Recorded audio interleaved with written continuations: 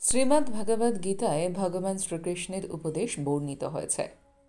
গীতার এই উপদেশগুলি মহাভারতের যুদ্ধের সময় শ্রীকৃষ্ণ অর্জুনকে দিয়েছিলেন। গীতায় দেওয়া শিক্ষাগুলি আজও সমানভাবে প্রাসঙ্গিক এবং আজও মানুষকে জীবনযাপনের সঠিক পথ দেখায়।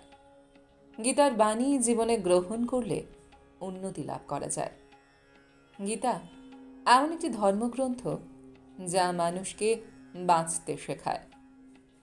গীতা জীবনে ধর্ম, কর্ম এবং প্রেমের পাঠ দেয়।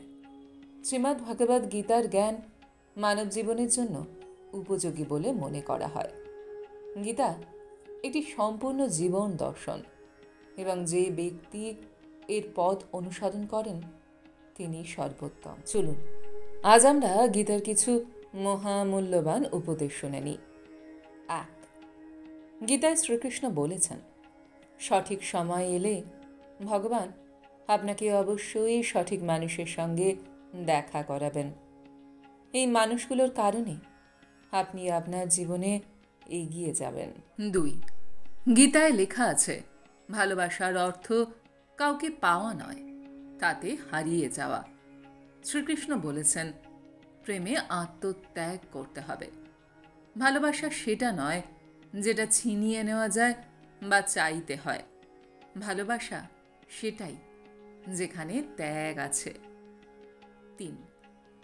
কারোর উপর খুব বেশি আসক্তি থাকা উচিত নয়, কারণ অতিরিক্ত আসক্তি ক্ষতিকারক হয়ে উঠতে পারে। একজন মানুষকে প্রত্যাশার দিকে নিয়ে যায় এবং পরবর্তীকালে এই প্রত্যাশাই দুঃখের কারণ হয়ে ওঠে। 4.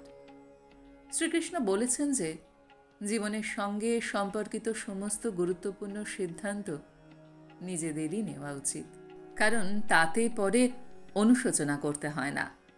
আপনার সিদ্ধান্ত ভুল হলেও তা আপনার অভিজ্ঞতা বাড়াবে। 5. শ্রীকৃষ্ণ গীতায় বলেছেন যে কারোর সঙ্গে যতই প্রতারণা হোক না কেন, কেউ তার থেকে ভগবানের আশীর্বাদ কেড়ে নিতে পারবে না।